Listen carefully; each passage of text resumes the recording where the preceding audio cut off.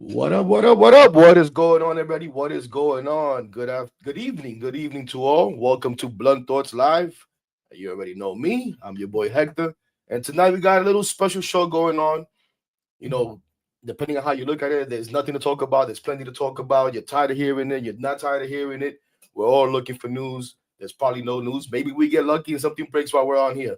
Doubt that happens. But it's someone I've had on Twitter Spaces before. You guys that follow me and entertain my content have probably seen that before. Is going to join us tonight, and I also have someone who I enjoyed doing a lot of Mets content with throughout the summer. In the Mets roundtable that we had going on with my guy Rob, talking Mets with Rob, and CP at NY Sports, and also Hayden, who's going to join me today and be my co-host. I said it was going to be him and I, but like I said, I've been trying to get Anthony on. Finally, was able to match up schedules. He said he was available today for a few minutes, so I said, let's all do it combined. So without further ado, let's bring these guys on. Here's my guy Hayden. You guys know Hayden. Hayden, how you doing, What's buddy? going on, guys? Hey, how's it going? Appreciate you guys having me on. Good to be here. Let's go Mets. Let's go, Mets, baby. And the man of the hour, the actual guest that everybody's here for, my guy Anthony McCarron, who's been great to bless me with some time once again. How you doing, Anthony? I'm good, Hector. How about you? Thanks for having me. Doing pretty good. And like everybody anxious for news, right? Wondering who the Mets are going to sign, not going to sign. We all know who the main prize is, and we'll get into that as we go along. But before we came on, we were talking a little bit, and I said, you know what, I'll start with this. And, it's something that's been in the news, and everybody has ideas for or comments about, and it's the Dodgers and these contracts and these deferrals that they've been able to implement into their contracts. They didn't start with, because they've been doing it. They've done it with Betts. They did it with Freeman. Obviously, Ohtani was the big one that everybody was like, whoa, what is this? So I just want to get your thoughts. Like, what do you think about what the Dodgers have done with these deferrals? What do you think about it? And then Well, look, Hector, I love the Dodgers. I think the Dodgers have been phenomenal in recent years. They got a lot of criticism before winning the World Series this year because they hadn't won the World Series only the COVID year. And I think some people thought that was not a real World Series, which I think is ridiculous. They won the World Series that was played that year, and they have kept going after it ever since then. And I love the idea that they are going for big time players. They obviously last year, as you said, signed Ohtani. They signed Yamamoto. This winter, they've already signed Blake Snell. There have been deferrals in there, and it's been a hot topic, as you say. And I applaud them for finding a strategy that has worked to get them talent and high level talent. I think they've made it clear to the rest of baseball, especially with the Snell signing, that they are not stopping at the 2024 World Series. They want more. They're hungry for more. Look, I mean, the contracts are going through. There's nothing illegal about them as far as Major League Baseball is concerned. I'm no accountant, so I don't know the ins and outs of everything. But it is a strategy that has worked for them. It has worked for the star players that they've added, and it has helped make them the most dangerous organization in baseball right now.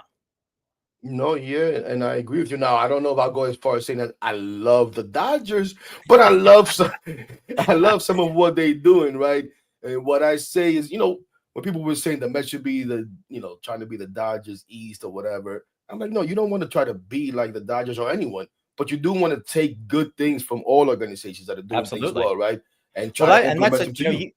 Hector, you brought this up when we were talking before the show about how there seem to be some fans who are angry about deferrals, and they're shaking their fists about deferrals that the Dodgers have done. And the thing that you said that spoke to me in a big way was that you should want your favorite team to figure out a way to use it to their advantage, and that's sort of where that should be the end of what you think about deferrals. To me, like, how can the Mets deploy it if they're your team? How can the Mets deploy deferrals if it works for them? No, absolutely. And that's what I'm saying, because everybody's like, oh, how come the Dodgers are allowed to do this? Well, everyone is allowed to do it, Right, they're not So getting a special dispensation to be able to do this because MLB wants the Dodgers to be great. right, That's and not they hate the happening. Mets. They hate the Mets. Right. That's how Mets fans think. To me, it's like exactly what I told you before. You alluded to right now is I want to figure out how are they getting these players to agree to these deferrals, right? Because the thought is, oh, who's going to want to defer money? You bring that up with Soto. People say, no, he's not going to do that. Why would he want to defer any money? Well, the Dodgers are convincing guys to do it, and everybody looks at Ohtani as a special case. But no, like I said, it's been Mookie Betts, it's been Freddie Freeman, it's now Blake Snell who deferred a whole ton of money to, and obviously he had a nice signing bonus to go with it, so maybe that helps out. But how can we figure out a way to have guys, if that's a way that you want to go? And then, listen, the Dodgers, everybody looks at Cohen, this billionaire owner. Nobody has any more money than Cohen. I'm not going to get into that or not. But the Dodgers are a team that also has a lot of money. Right. And if they feel the best way to do it is by going with deferrals, then why not make that work for us? Now, if you want to tell me, well, Steve Cohen doesn't need to do that because he can just pay this money and he can pay the luxury tax, he can do everything and it doesn't matter, then okay, go ahead and do it. But I don't think that's also, that's feasible. That's realistic, actually. But go ahead, Hayden. You want to add into that? Yeah, I mean, this is something that's, like we said, it's been around in Major League Baseball for quite some time. It just really hasn't been implemented by a massive, large amount of money for recent years. I mean, we've seen it with Bobby Bonilla. We've seen it with a guy like Chris Davis. But, it's smaller increments in a smaller amount of time, where now we're seeing guys like Shohei Ohtani getting paid $67 million average annual value in 2037, 2038. And it's mind-boggling to think about. This is something that is 100% probably going to be addressed in the next CBA. Whether it's for the good or the bad of it, it's definitely going to be discussed. It's going to be addressed. I don't think there's any shot that Major League Baseball lets this kind of keep going on. I mean, you look at it from a business standpoint, it's a smart way. Stay under the luxury tax threshold. I mean, it's a very smart way to operate and do business. And, we see the Dodgers. We see that they did this last year with Shohei Ohtani. We saw that they did it this year with Blake Snell. They also did it with Yoshinobu Yamamoto last year, and it's an intelligent way. And like we said, Dodgers are not going bankrupt. They're not going broke anytime soon. But you look at the Dodgers. In 15, 20 years from now, what is that team going to look like? Yeah, sure, they'll probably still be competitive. You never know. They're a classic organization, great farm system, great GMs, great president of ops. They get the job done. But you're curious how they're going to operate, their finances down the line. So it's interesting, and I know there's this whole thing of, MLB has a vendetta against Mets, Cohen, blah, blah, blah. We'll see. I mean, I can only imagine if the Mets did that, if they signed a guy like Soto or whoever. But, everyone says, the Mets should be the East Coast Dodgers and be better than them. Be better than them. Absolutely. That Cohen said that when he took over, he wants the Mets to be the East Coast Dodgers. And sure, yeah, you could take stuff from other teams, whether it's a good farm system, whether it's analytics, whether it's scouting, whether it's power, whatever it is. But you want to be the best team in baseball. And that's really all I'm asking for the Mets, is to be that best team, be better than the Dodgers, beat the Dodgers, because we couldn't beat them this year in the postseason. So beat them. Like I said, deferring money, nothing new. Now it's just becoming more prevalent because it's more money to bigger guys. So it'll be addressed in the next collective bargaining agreement, no doubt. Well, what do you think about that, Anthony? Because that's something that I hear a lot too. That MLB is going to have to address this in the collective bargaining agreement next time that they get to that. Do you really think that, or is this something that no, you all guys can all do it, figure it out? I'm sure it's going to be a discussion. But look, when owners get together, the real rich owners and the owners who don't want to spend money because they are out there, they're going to disagree about a lot of different things. But the fact of the matter is, in the most case, and until MLB teams start opening up their books, I'm not going to believe otherwise, but they can afford to pay players, and they can afford to pay players the going rate. If you're a small a so-called small market team, or you're one of the big dragons, you can pay players what they're worth. And that's the thing about this, that a guy like Juan Soto, he's like Taylor Swift or Tom Cruise or somebody like that, and deserves to be paid at that high level. Some teams do not want to go there. They do not want to spend their money. Look, it's always the whole thing about in baseball. Like if you run your team as a business, you can get a profit. That doesn't mean you win the World Series too. It takes, in some cases, big, bold moves, like signing Juan Soto, for instance, which I believe is a good way to get your team to the World Series, whoever that team is.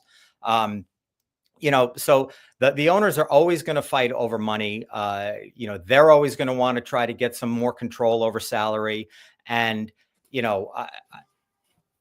this will come up. I believe Hayden's right about that, and we'll see what happens with it. But I mean, look, there's, whenever the CBA is up, it's always, lines being drawn, and there's going to be some hard feelings going forward between the two sides, like there always is. No, for sure. And because we went there and the name has come up, but it's not. I don't even know how to get into the topic of Juan Soto and where the Mets stand, and we've heard all the rumors. But let's go there. We've heard all the rumors, and depending on what you listen to, whatever. But we know he's fielded offers now, right? He's definitely fielded offers, and he may or may not be mulling them over. They may have been counter offers or not. I'm not sure. But what do you feel the Mets' chances are with the Juan Soto situation? And then I'll ask you how you feel it's being handled. But yeah, how do you feel about how it's going, I guess? Honestly, I think he's either going to sign with the Mets or the Yankees. I think they're the two, in my mind. This is not based on any reporting or anything, but from the outside, sort of looking at it, those are the two teams that I think can give him what he said he wanted at the end of the year. I think they're in position to do that more than any other thing. And I think, look, the Yankees have something that no one else can claim when it comes to Soto, because they had him for a year. So he knows what it's like to be on the Yankees. They had a very successful team, even though they didn't do well in the World Series. They still got to the Fall Classic. So he knows what winning is like there. If that tips the balance, I don't know that it will, but I'm sure it's something that he's thinking, like, oh, it was pretty good there. There was a pretty good team there. It was great to be. I mean, he and Aaron Judge were an historic combination. I mean, they're a modern day Ruth and Gehrig, and it was amazing to watch. But look, he has always been a guy who that the sort of marketplace has thought wanted to set records in terms of contract and money and all that sort of stuff. And Steve Cohen is in the best position to make that happen. I think that if Juan Soto is solely interested in getting the biggest deal, I believe he'll get the biggest deal from the Mets, because I think Steve Cohen is the one who can pay him the most. I know the Blue Jays are out there. I know the Red Sox are out there. I would never count the Dodgers out of this either. There hasn't been a lot of information out there other than, sort of dribs and drabs, but, we don't know what he wants to do. And, I know we're all so eager to find out, and certainly Met fans are like, desperate to find out if, is he going to be a Met? Is he going to be a Met? What a great thing if he were, but it's going to take time. I mean, he's deciding that, the next dozen years or so of his life, depending on opt-outs, of course, which will be a factor in this contract, I'm sure. So look, it's fascinating theater. I guess Scott Boras, I saw some reports earlier today that Scott Boras said that Soto has reached the sort of stage of eliminating teams now, but signing isn't imminent. We'll see how that plays out. The winter meetings are coming up. Will that move the ticker on it? So there's a big moment in Dallas, maybe. But look, I mean, it's great theater for the game. I know people are on edge waiting, and everybody thinks that the floodgates will open in free agency after this guy is done. I mean, it's fascinating stuff for a truly great player and a free agent that comes along at an age when most free agents aren't 26 years old. So that's why this is such a big deal. No, absolutely not. As you're speaking, you made me think of something that I think you're a good person to ask, right? Is first of all, hello to everyone in the chat. We've said hello, but hello, and I appreciate you guys. don't forget to like, share, and subscribe this, man. Let the people know that we got a great gentleman here giving us some good insight on how baseball works in our New York Mets. Let me ask you this, Anthony, because if you're on Twitter, which obviously you are, right, as part of your job and all that stuff, and just if you're into baseball, you hear all these reports, right? And since about Thanksgiving Day, maybe the day before Thanksgiving, we've been hearing reports of Juan Soto has pretty much agreed to a deal with the Boston Red Sox, right? So I just want to ask you, as someone in the media, because I always tell everybody, listen, you got to be careful when you hear anyone speak, including myself. Even right now, watching this show, it is your job to decipher when we're giving you facts and we're giving you our opinion. Obviously, right now, it's making we're all giving our opinions, right? But just as a consumer, when you see these reports, how do you have anything that can help people decipher what to listen to, what not to listen to? You know, you got this guy Mike DePortes, who I don't know if he's in media, if he's not in media, if he's just someone like me who does social media stuff. But he comes out and he's not putting it as an opinion thing. He's putting it as this is done. This deal is done. It's just physical. At one point, he said they're just waiting on physicals. But just how do you navigate all of this noise that's out there? Yeah, I mean it's not easy, and the social media LOL has become a sort of wildfire place for these kinds of things to come out. I'm not criticizing anybody's reporting or anything. At this point, I think when the brand names say it, or the team announces it, or the agent goes on the record, I think that's the best way to look at this. And you can, judge each report on an individual basis, when as it comes. I don't know anything about the other stuff. It seems curious that they would agree to a deal, a week ago, and it hasn't sort of come out and been a thing. And Scott Boras was in public today at the Blake Snell press conference. I don't know. I think we'll find out when we find out. And I know everything's at a fever pitch right now because we're so eager. But I just don't know what the point of all that stuff is. If it's false, I mean, who knows? It could be true too. If it's false, I mean, find another way to pass your time. If you love baseball, like that ain't it. Making up stuff. If that's what's happening, that's not the way to go. If you love baseball, get on social media and discuss it, and in a civil manner. But you have to look and see and judge these things, and maybe it's true, maybe it's not true. I have no way of knowing. So we'll just have to wait and see what happens. I mean, I can't wait to see the guy in a press conference, because that will make Juan Soto, because that would make a lot of things start to happen in this winter. And some things have happened, but there's a lot of players, and both New York teams have a lot of work to do, so they've got to get in on that sort of stuff too. Right. Now let me ask you this, and Hayden, jump in whenever you want, buddy. Let me ask you this on the Soto situation. It's something that I actually did a video about this morning, because Anthony, I'm nuts, right? So I think about a lot of things, and sometimes I put it out there because I want to see what people think. Tell me that I'm nuts. Tell me, whatever. And then sometimes I take it the wrong way when they tell me I'm nuts, but that's my problem. But so like, how do I put it? We get into this off season, right? And I think any organization, ownership, you hire a president, a GM, or whatever, and we've spoken about this before, and you would allow them to do their job. When it gets to this Juan Soto situation, and you hear media, you hear fans talk about it, even our buddy Sal on the radio, whatever, radio host. This is Steve Cohen's the one in charge of this. Steve Cohen has to go get Juan Soto. Steve Cohen has to do this. Steve Cohen has to do this. And I sit back and I went, okay, I understand that, and I understand that in this type of deal, ownership is always going to be involved.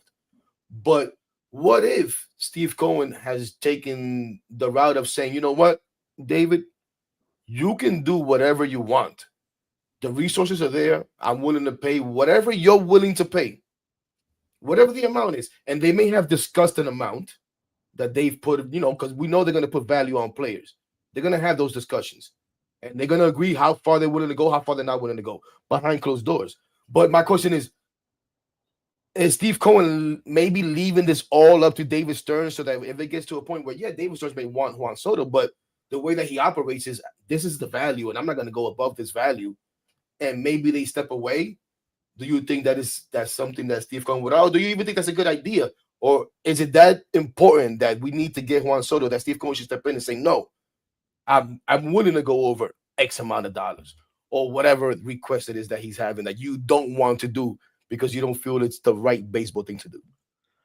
Well, to me, Hector, Juan Soto is a unique player because of what we talked about earlier, his age and his incredible excellence, that I think that if you give him a big contract for a lot of years and a lot of dollars and you put some opt-outs in it, I think that's a good business decision, whether you are a free spending owner with a lot of money or a GM who has built playoff teams with a budget that has a cap to it internally at the least. So I think that Soto would appeal to both president of baseball operations and owner in this instance because of who he is. I mean, look at when you're thinking about Soto, like I've been thinking about contract ideas for him and all that sort of thing. Like, what if you gave him a heavily front-loaded contract where he made a fortune in the first 3 years or 4 years of the deal, and then had the power to opt out of it and go get another deal at age 30 if he wanted to?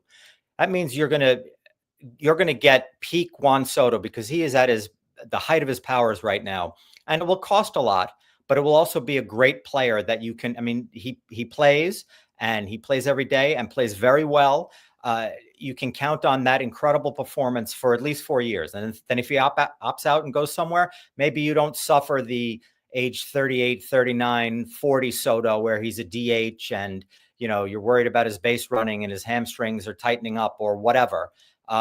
So I think that there's a lot of ways to look at Soto's value depending on how the contract comes out. And I think that all of these kinds of things are going to be on the table for the Mets, for other teams as well, because, opt-outs are put in to be used. I mean, you saw a questionable opt-out be clicked earlier this offseason with Garrett Cole, which didn't really work out for Garrett Cole because the Yankees said, no, we're not going to add that extra year. And then they just decided to keep the contract the way it was. But, 29-year-old Juan Soto using an opt-out after 3 years on your team and then getting a deal elsewhere, if he decides that that's what he wants to do, might not be a bad thing for the team either. So there's so many ways you can go about this. And I think Stearns is so smart and, I think he's got an open mind with these kinds of things that who knows what it looks like. Look, I mean, if Steve Cohen directs David Stearns to get the player or at least make the highest offer to put the Mets in position to get the player, then that's what David Stearns does. But, I'm sure David Stearns has his own thoughts and they're going back and forth on it.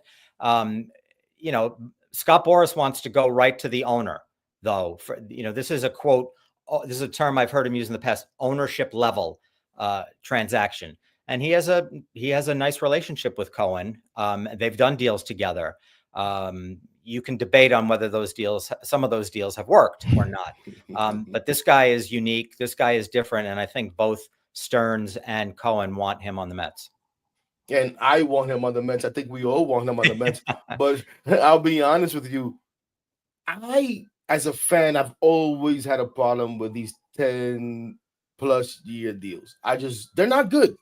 That's the honest truth. No matter who the player is. Well, let me ask you this, Hector. I understand what you're saying, and there's a lot of evidence to back up what you're saying.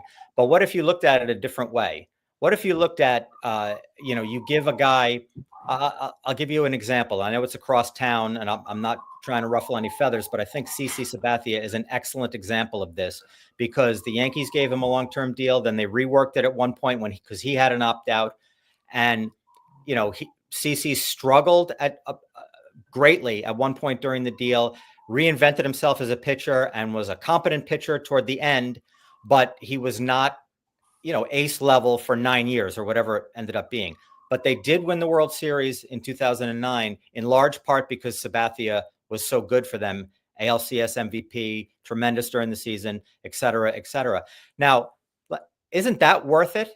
Isn't that one World Series and 3 or 4 more excellent years, and plus the reinvention and the clubhouse impact, wasn't that worth it for the Yankees for that contract? No, absolutely. In other words, Absolutely.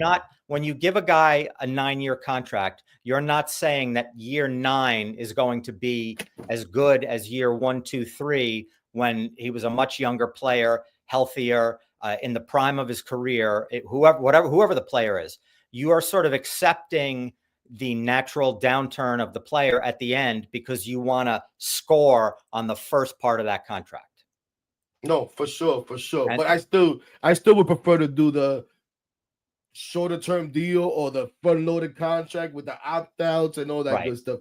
That would be my preference. But yeah, and especially when the guy is as young as Juan Soto is, and you would think you're gonna get at least maybe 6 to 7 years, good years Of of that incredible contract. offense. Maybe 4 phenomenal years, you know. Yeah. So yeah, I mean, I would have to suck it up, and I'd be okay with it.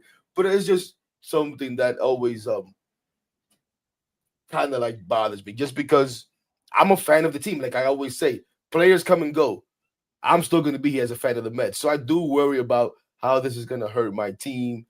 And there's no guarantees when you sign a player that you're going to win. This is not basketball where you're going to go get LeBron James.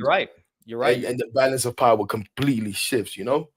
But I want to get off on Soto, so and because we got to get you out. Oh my goodness, we're almost on the time that you said we had. Hayden, you got anything you want to add with the Juan Soto before we kind of got to get Anthony out of here? But we ask him a couple of more things real quick. Yeah, if you want to give him the rest of the questions and then come back to me, we could do that. No, sure, no. But like I said, chime in whenever you get a chance. Just want quick. Hey, do you want Soto on the Mets? Who wouldn't? I mean, I think you have to look at a guy like Soto. He's a once in a generational talent. I mean, you look at someone his age. He's, it pretty much accomplished everything, maybe minus an MVP. I mean, he's come close a couple years, but I mean, he's a guy who in my opinion is really a game changer, both on and off the field. I think clubhouse wise, I think he would be phenomenal in this clubhouse with guys like Francisco Lindor. With guys like Carlos Mendoza, clubhouse-wise, I think he'd be phenomenal. You look at him on the field. I mean, do I really even need to say high on base percentage, home runs, walks, clutch hitting, defenses, whatever. I mean, he's not a Gold Glove caliber. He doesn't have a crazy arm, but he's a serviceable outfield, and you're more so paying him for his bat. It's not like he's a shortstop or he's gonna help you go out there and win crazy games defensively like Lindor or someone, but still serviceable defensively. But yeah, I mean, Soto's a guy who you really would want to get locked up. I mean, if dare I say this, whoever gets Soto, it really, in my opinion, wins the offseason.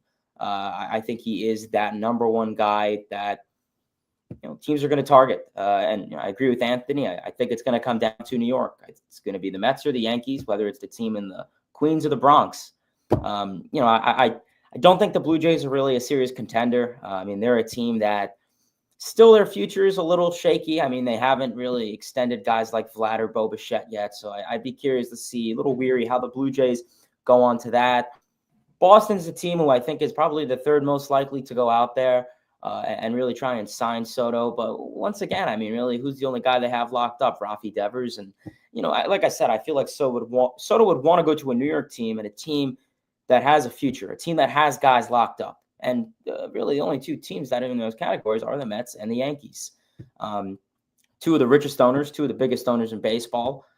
Do I think anyone is going to outbid Cohen? Probably not. Do I think Soto would take a discount? Probably, maybe not. But I think really when it comes down to Juan Soto, I mean, we're going to be looking at the floor is $600 million. The floor is $600 million. Do I think we'll get paid more than Shohei? Probably not. So it's probably going to be that 6 to 650, 675 tops. We can go anywhere from 10 to 14, 15 years, I could see. So, like I said, there'll be some opt-outs in between, of course, player, team, mutual, whatever. But this is a guy who's guaranteed that you're going to get a guarantee. Juan Soto is 26 years old. I mean, you're going to get 6, 7, 8 years of prime MVP caliber baseball out of this dude.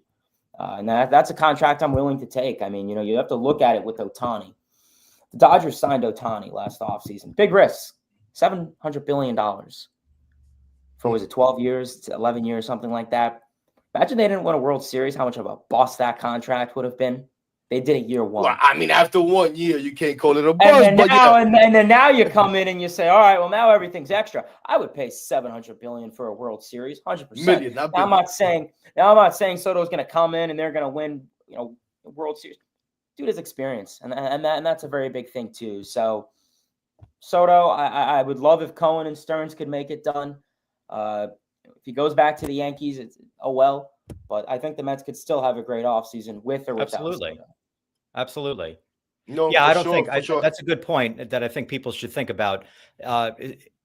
Losing Soto for either New York team does not mean that the winner is a complete 100% bust. It's not as great as it could be because he's easily the prize of this free agent market. But there are other really good players that you can add to either team. The Mets still need pitching. I know they signed Frankie Montas, but they need pitching. There's plenty of guys to add on the market there or via trade. There's a lot of stuff that can still be done.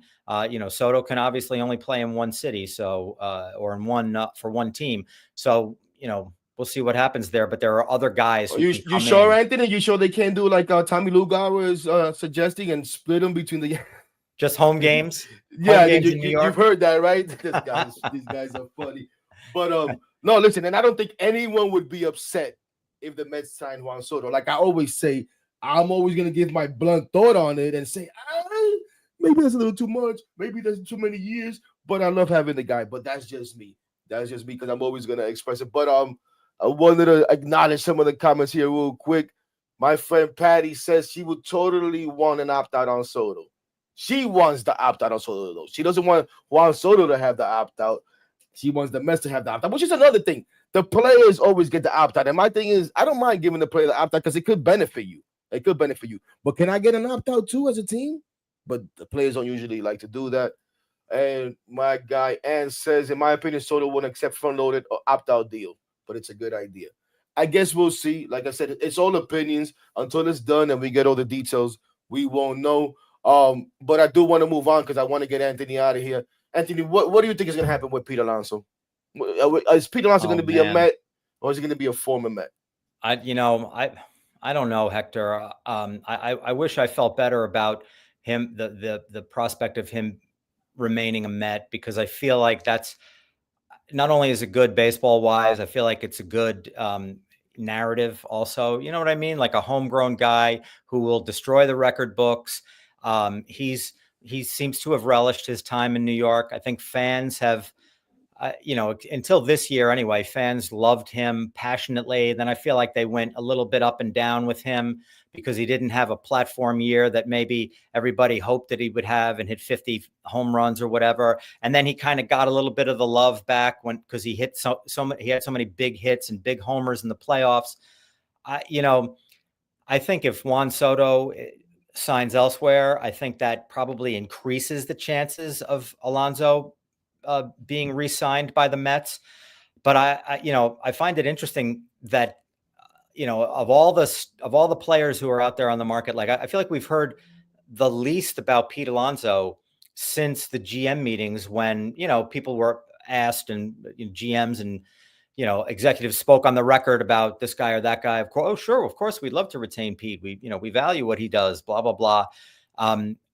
So I feel like he's kind of in a holding pattern, at least until Soto is done. And of course, many other free agents are as well, but him maybe more so than ever, just because of the power element and the Soto to the Mets part and, the possible return of Pete to the Mets. I think it's a great story if he comes back and then, has a great career here. But then again, you pursue having Scott Boras as your agent if you want to shop around. And Pete will be shopped around. Scott is obviously an excellent agent.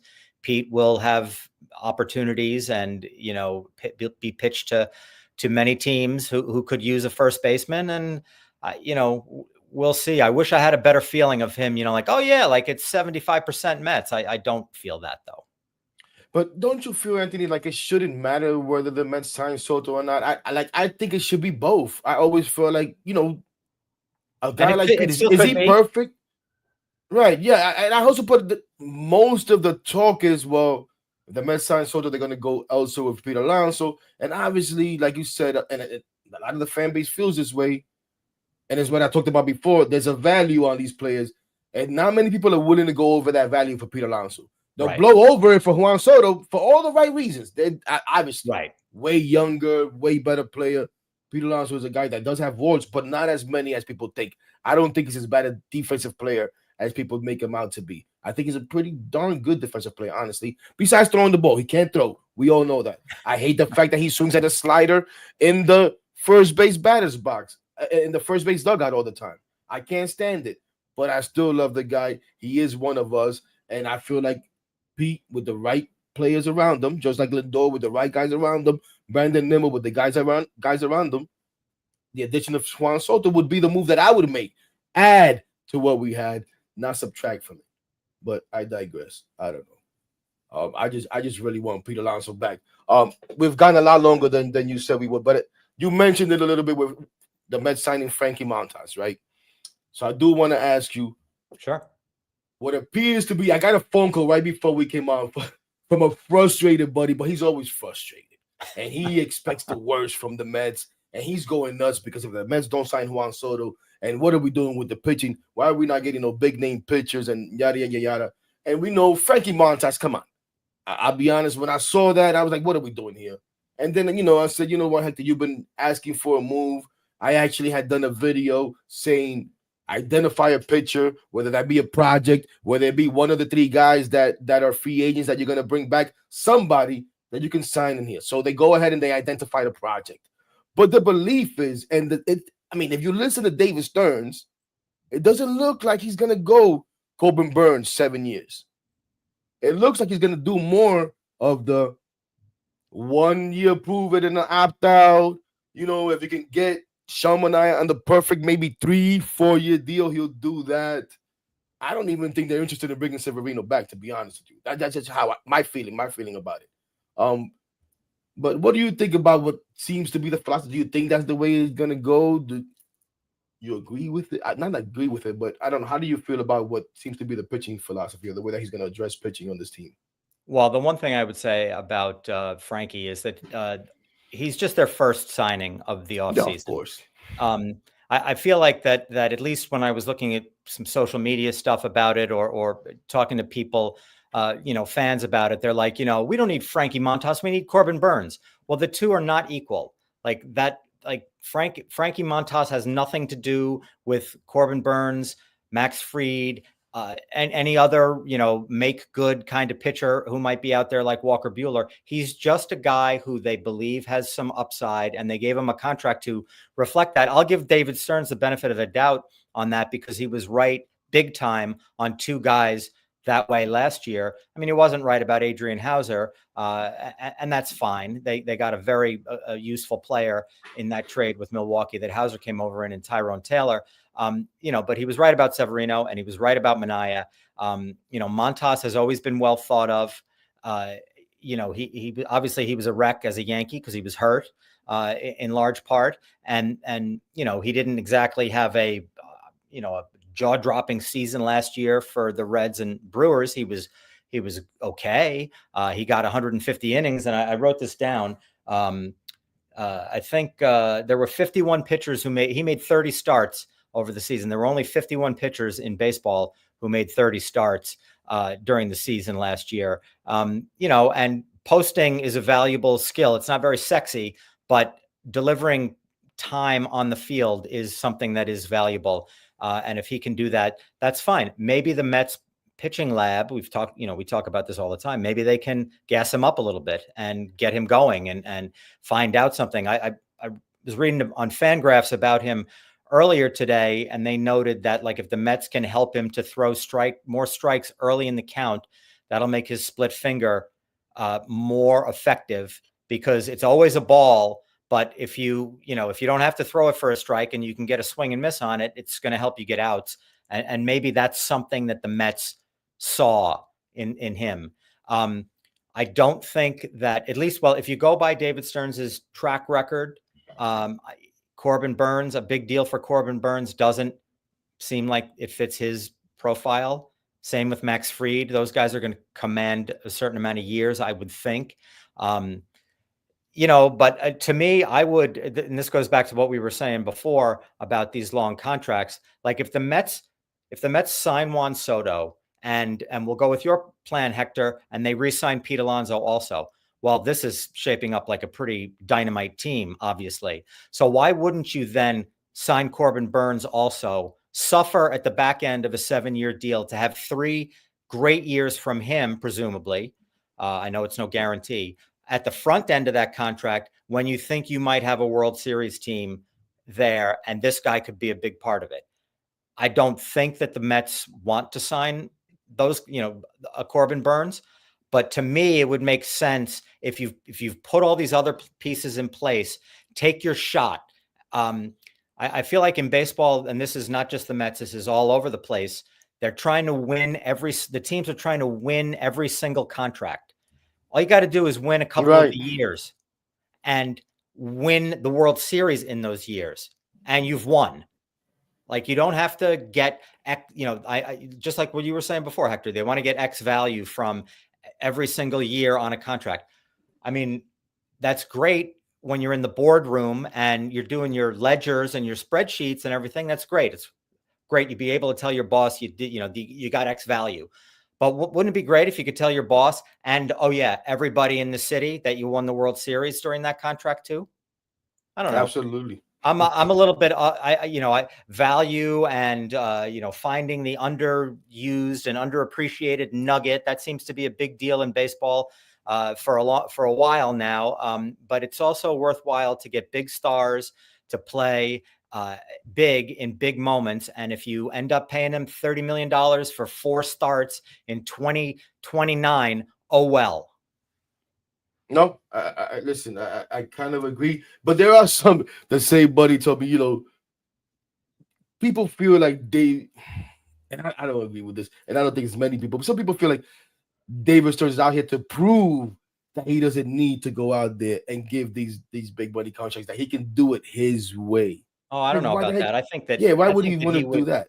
I think that he would look at it more as the idea of, I can do it the way I did it in Milwaukee, but now I also got this war chest that I can enhance my thing with by getting big guys too. And maybe it doesn't apply to the pitching because there are inherent risks with pitching. Guys get injured, all that sort of stuff. But I would think that the melding of the two would make some, that's what Andrew Friedman has done. I know we don't want to compare the Dodgers and the Mets, but Andrew Friedman was on a shoestring in Tampa and they were good. Then he went to LA, and now he can be a great GM that finds all these little things, and he can also be the guy that says, "Yeah, Ohtani, we want you," and boom. Yeah, just got to find that balance. Again, Anthony, appreciate you so much.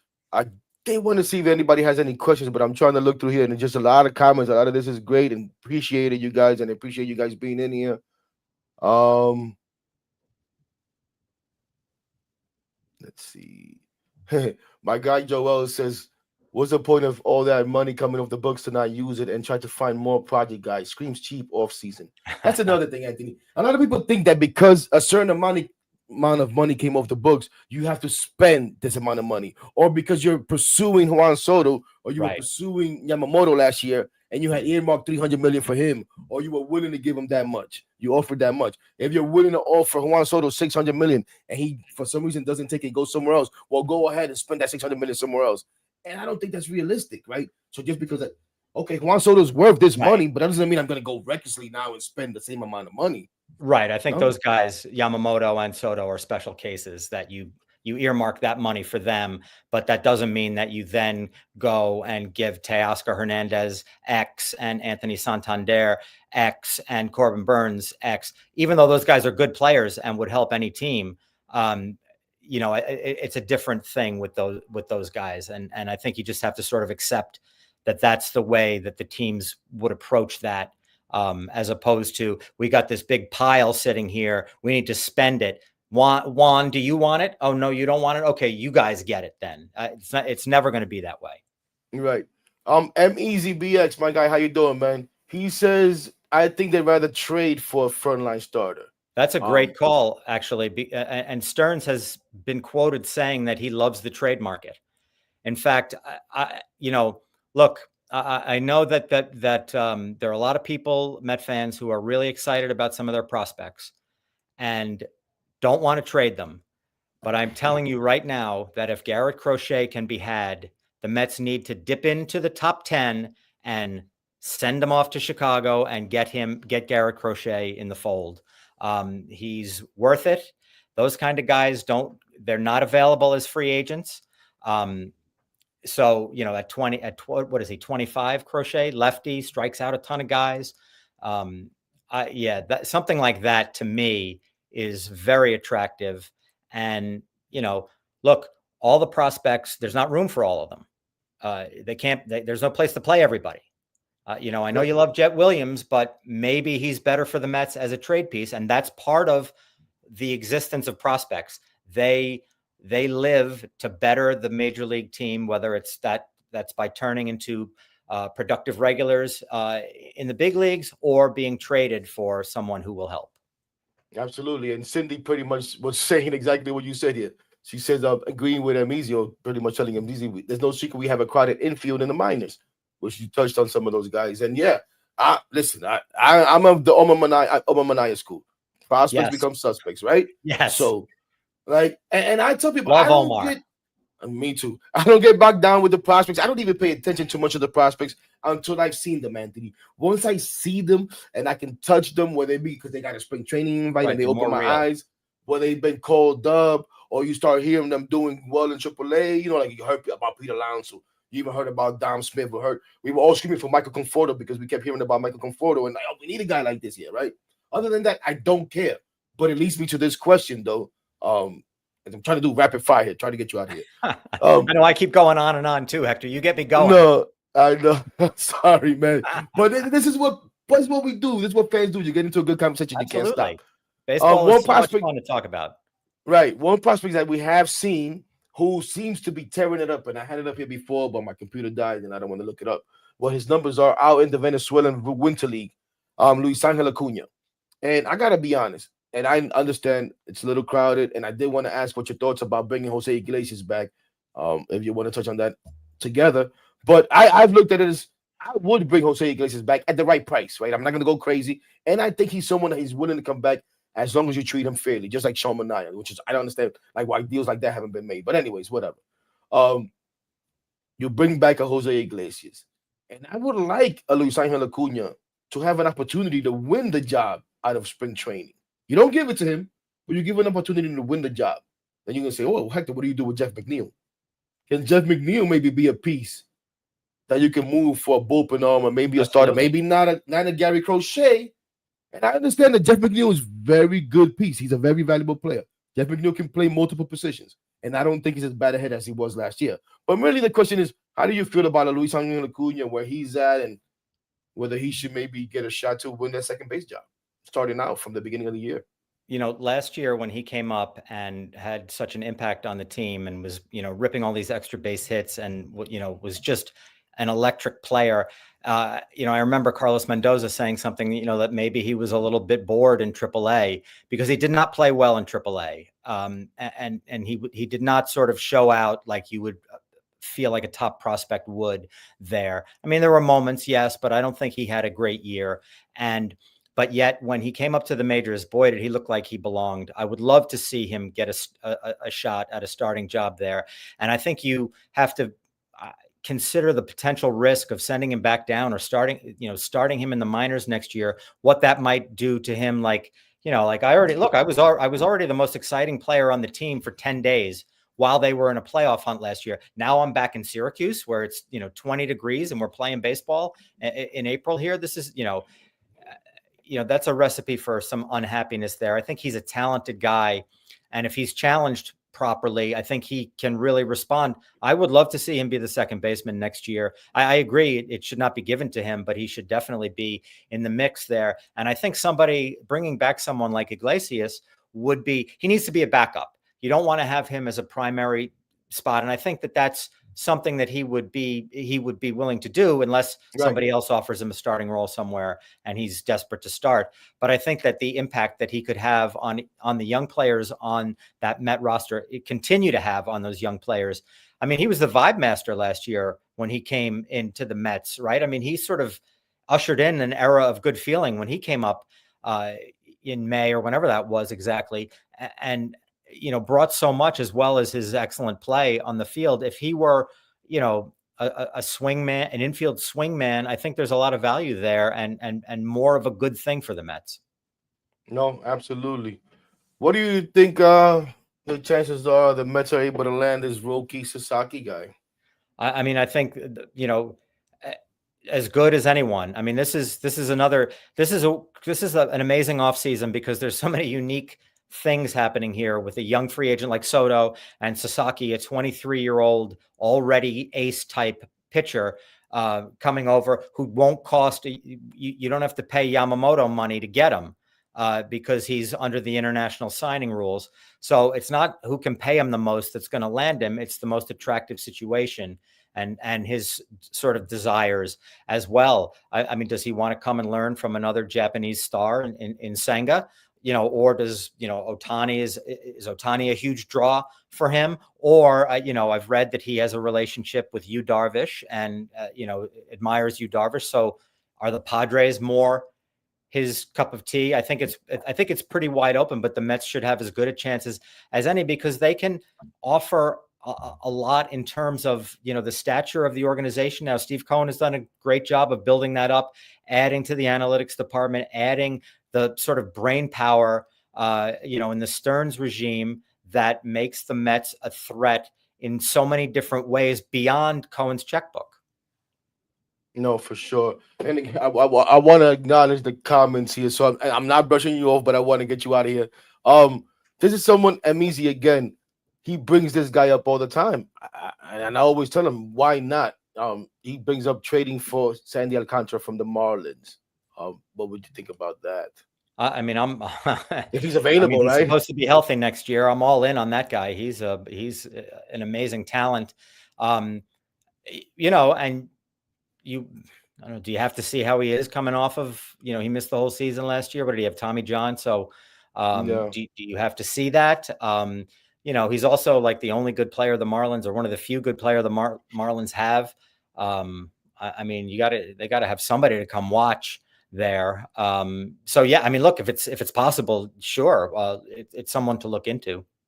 No, for sure. Jeffrey says, how you doing, Jeffrey? Jeffrey says, any shot the Mets add a Kirby Yates type for the bullpen? I mean, love this guy. He's been amazing for years. And I know he's had some injury issues too, but he's healthy now. He's in his upper 30s. But yeah, I mean, that sounds like a 1-year deal, and the Mets need bullpen arms. So yeah, he should be somebody they look at. Sorry, I'm laughing because someone's Cindy asked what happens to McNeil, and then someone says McNeil can go play golf. Ouch. In Seattle as part of a trade for Castillo. McNeil is also someone who's falling out of favor with a lot of Met fans. And listen, I get it. His fiery attitude and all that stuff kind of rubs people the wrong way. But it's something that you touched on before. The addition of Jose Iglesias, I think, was also big for someone like McNeil. It even made someone like McNeil smile and partake in some fun, which I'm not saying that he did or didn't, but we always see McNeil just angry at the world, or at least appear to be angry at the world. So in our conversations before, I remember saying, we needed someone, we talk about leadership, but it doesn't have to be the main guy. You need someone who's gonna break the ice, who's gonna, loosen up the clubhouse, and Iglesias was just the perfect guy OMG thing was amazing last year. Yeah, it really had an impact on loosening them up and getting them to relax, I think. And look, I mean, winning is the winning is the number one ingredient in chemistry, regardless of what anybody says. Oh, we love each other. We're all brothers. Yes, right. Every team says that at the beginning of the year. And then when you're 25 and 40, the chemistry is not as great. But the Mets sort of got a little bit of that going. They started winning, and then all of a sudden they were a thing, and it was very impressive to see. And Iglesias was a big part of that. No, for sure. Anthony, you've been great.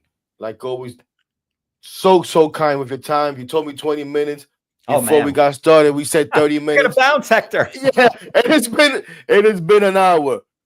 Real quick. And this is on you. Lightning round. Your thoughts on Clay Holmes, the idea of bringing him in as a starting pitcher, and your thoughts on, because it happened a little while ago, but the trade for Jose Siri, who in essence is the replacement for Harrison Bader. Right. Yeah. A less costly replacement. Look, right. There are things to like about Siri. He's a really, really good defensive center fielder. So is Harrison Bader, who's one of the most amazing outfielders I've ever had the pleasure to witness regularly. Tremendous defensive player. Siri has that same reputation. He can run, and he's got a little bit of pop. He needs to make a lot more contact. I think I wrote it down actually in preparation. Hector, he struck out 170 times in 400 and something at bats last year. That's got to change. Anthony, when they made the trade, that's the first thing that stood out to me was that's a lot of whiffs. 300, like in about 500 at bats in the last 2 years. It's insane. Yeah, look, it's not there's no shame in striking out in today's game, and I get it, but that's a lot of strikeouts. Look, I think Tyrone Taylor probably will play the most of the time in center, and then maybe they move Siri into center late in games for defense, which I think is a good thing to do. He's a tremendous defensive player, so you like it in that regard. Look, David Stern said defense was kind of a mandate coming in here, and it had not been a mandate for years in the Mets, in the Mets organization. So we're going to see guys like this come in, and I look forward to him robbing some home runs next year too, and maybe hitting a couple. Absolutely. Yeah, that's one thing, that he has power. And if we get Juan Soto, it doesn't look as bad to have him out there in center field, right? And I'm not worried, but I'm a little cautious. I'm anxious to see how Tyrone Taylor is going to come back from I think he had hernia surgery, and I forget what else he had. I mean, we already seen with Starling Marte. He had a little trouble coming back from that. So I'm curious. So that's why I was like, upgrade. And I can understand not want to bring Bader back for the price that he's going to command. Right. It's almost like a Jesse Winker, too. You would like to see Jesse Winker back, but at what price? Not that we need to penny pinch or anything like that, but you also don't want to be just giving out these crazy contracts to everybody, to guys that are on the bench just because they bring good energy or good vibe guys. Because everybody remembers last year, and, it was so great last year. Like, you can't be nostalgic when it comes to the free agent market either. Right, and I just don't think, like, even the Dodgers, you see them making changes. You can't come back as the same team no matter what. You always have make some kind of changes. But it is 8:00. As much as I want to keep going, Anthony, I gotta let you go. I appreciate you so much. And if you're up to it, I'll be hitting you up and try to do this again. Maybe when some of the dust settles after the winter meetings and all that stuff, and we get some signings whenever you have time. But I always appreciate your time, man. Thank you so much. You bet, Hector. Thanks for having me. Hayden, good to see you. Sorry I sucked up so much oxygen there, man. All good. I like listening. That's how you learn, right, Hayden? There we go. But I actually do have to head out too, unfortunately, in a minute. So I'll say my final thoughts, if that's okay. No, you're good. But let Anthony get out here, and then you could do your thing, Hayden. All right. See you, fellas. Anthony. Thanks for having me. Thank you, buddy. Thank you, man. Have a good show tonight. Yeah, Hayden. Man, sorry about that. I told you can chime in whenever you want. All good. No, I like listening. I don't live in New York. I live in Florida, so I don't get to watch much SNY. But I've always seen Anthony on the YouTube for SNY, so I just kind of wanted to listen. But yeah, I mean, like I said, Mets off season, plenty to come. Hector and I will do plenty of stuff together down the road. But yeah, I do have to head out as it is 8:00, and I have to go. No, for sure. You're good, man. Like I said, I thought he told me 20 minutes. So I said, you know what? We'll have him for 20 minutes, and then Hayden and I can fill in the rest of the hour because I actually don't want to be on too long. But I know that people got some comments. So I do want to acknowledge them a little bit. But if you got to head out, thanks for coming through, man. And we'll do it again, like you said. We're gonna do a lot more of these. I'm gonna have you on a lot more. Because I don't like talking to myself, and I like to bounce ideas off. And Absolutely. obviously, you're a lot younger than me, as a different perspective, and I'm looking forward to it, man. But like I said, man, thanks for joining us tonight. LFGM, let's go Mets, guys. LFGM, baby. Yeah, everybody, man. Listen, like I said, this came about kind of like last minute. As you guys know, we've been doing this every Tuesday night, just coming in here and just giving basically my thoughts and going back and forth with you guys. And I'm willing to do that maybe for a couple of minutes, but I also got I also got to get out of here myself in a bit. But I do want to look through the comments. I do appreciate every single one of you guys. I do appreciate if you like, share, and subscribe too. Please, man, help a brother out. And my guy Ty says, "Thanks, Hayden. You're a great listener." But yeah, guys, man, that's pretty much it. That's where we stand, man. We're just sitting here waiting, and hoping that we come away with the guy, right? We're hoping that we come away with the guy. Unlike Hayden and Anthony, I do think the Red Sox are a viable option. I do think they're more of a threat than people think. I don't buy into the reports. I just got that bad feeling as soon as I heard that the Red Sox were involved. I had a bad feeling about it. And I guess I do buy into the little bit of the history with the Dominican players and the influence that these guys are trying to have on him and all that good stuff. And I don't dismiss the Red Sox as this team, like, oh my gosh, they haven't been winning the last few years, so they're no good. Because, as the Mets, where we had no expectations last year and we went ahead and made a playoff and made it all the way to the NLCS, who am I to say that the Red Sox can't do that, especially if they had a player like Juan Soto, And I saw that Easy said in here before, I think it was Easy, the Red Sox have a good farm system, So I don't really get into the weeds of everybody's farm system and all that. So I don't know how true that is, but I think the viable option.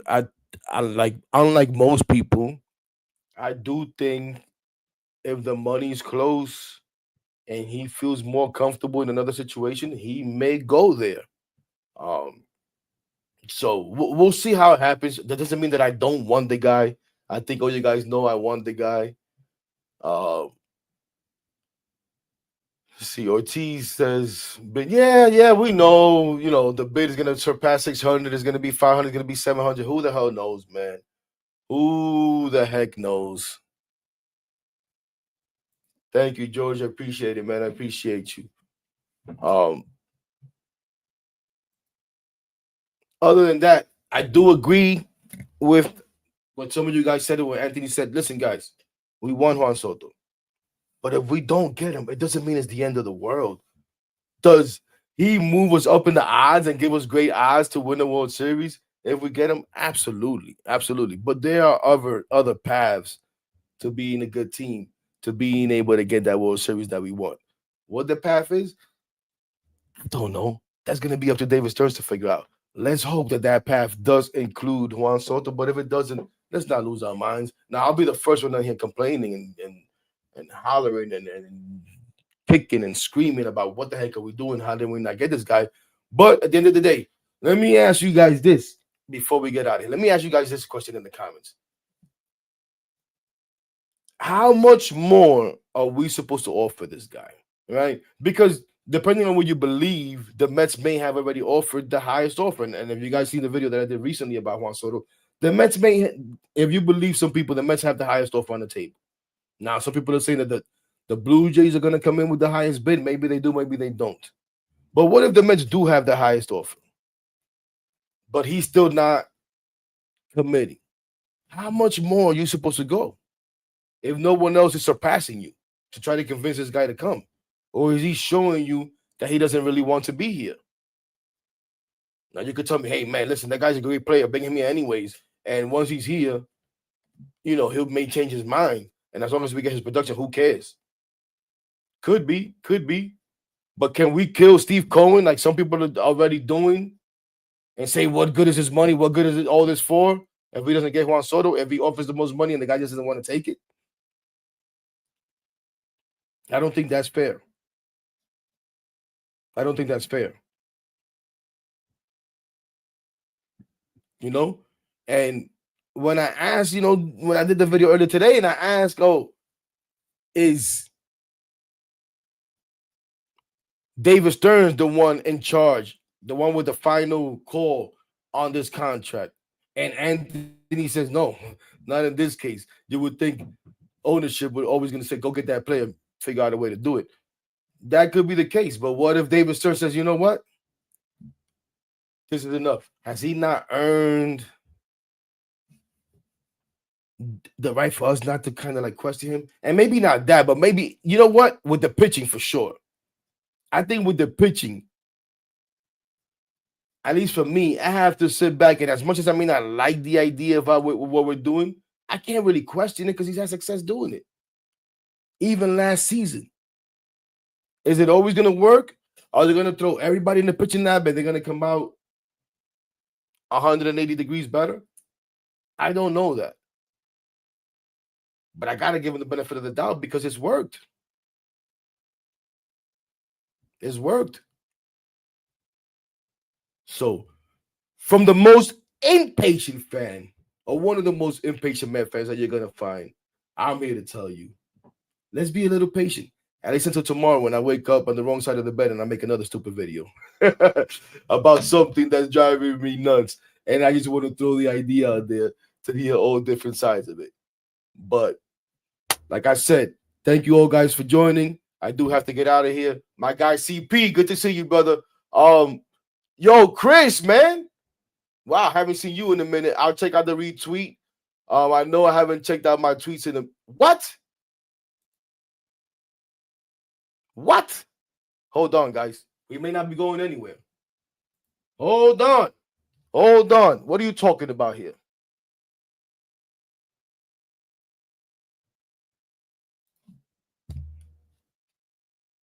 Give me a second, guys. I start open on my phone here. Do I have to check a retweet? Oh my gosh.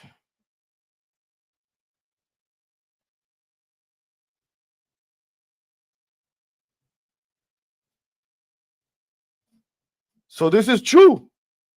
Is this true? I'm seeing a couple of people writing about it.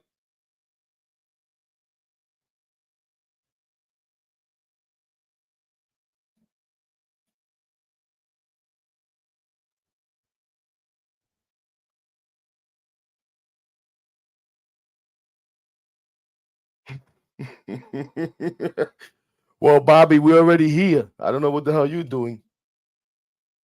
Inquiring Hunter Minds want to know. I am being told an announcement is imminent for the 26-year-old landing with the ad message. Agent Sky Warriors was on hand for snow announcement.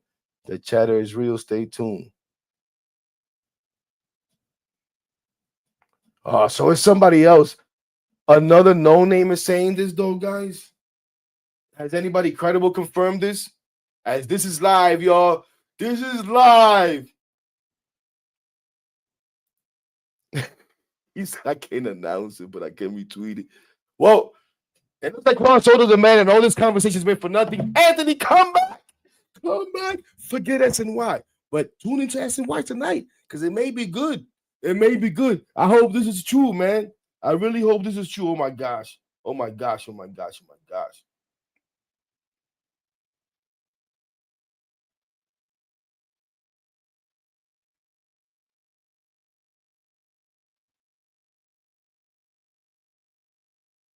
Yeah, Max and Juan Soto an agreement. 14 years, $665 million deal. Holy smokes. Of course, all the Met fans are loving this announcement. Nobody's dissing this guy because he's saying he's a Met.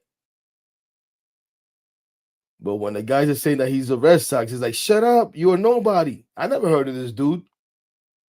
I never heard of this dude that's being put out there, but I do trust Chris.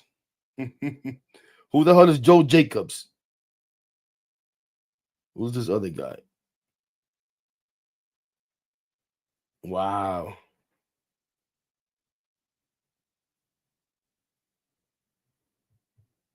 Wow.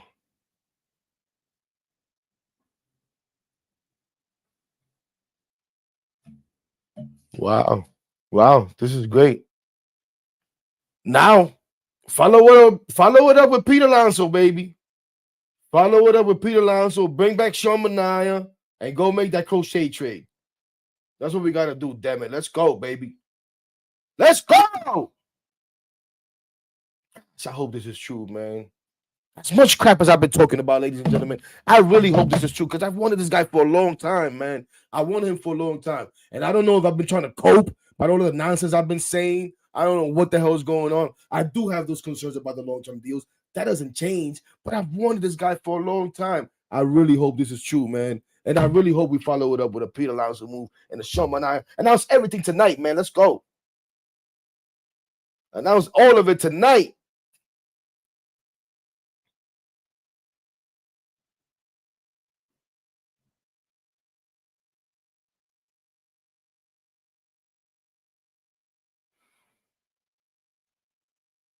Whoa. What's going on here? Say it.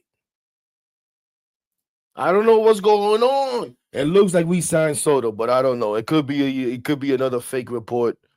It's not a passing bomb yet. Not a passing bomb.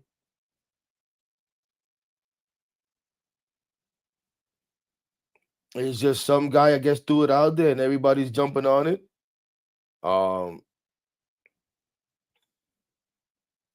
I see Yankee fans jumping off the roof.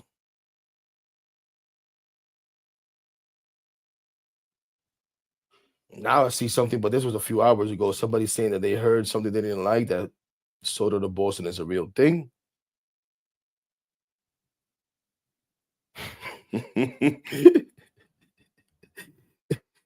Everybody asking, passing for the bomb. Yo, passing, where you at?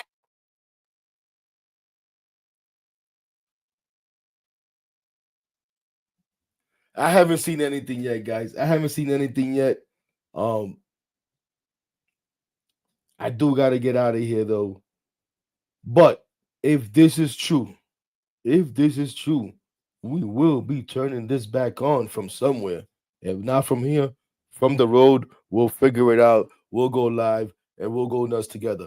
But on that note, thanks, Chris, for ending this on a high note. And on now I'm really dizzy, not knowing what's going on. But let's hope that this is true. Let's hope that this report is a real report and it is not Keith's barber, Mike Deportes, out here kicking nonsense. Let's hope that this is a real one.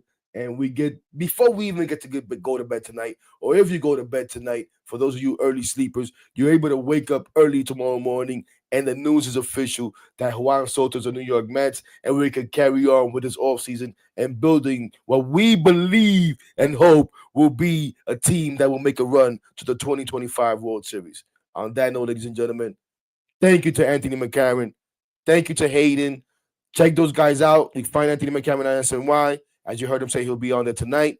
For those of you on X, and some of you on YouTube, you may know Hayden. Talking Mets with Hayden. Look him up. Get his stuff. You guys know I'm horrible at plugging stuff. I'm horrible at plugging myself. I don't even know how you find me on Twitter and YouTube, but you found me some way, somehow. So I appreciate you guys. On that note, everybody have a good night. And as always, let's fucking go Mets, baby. Peace.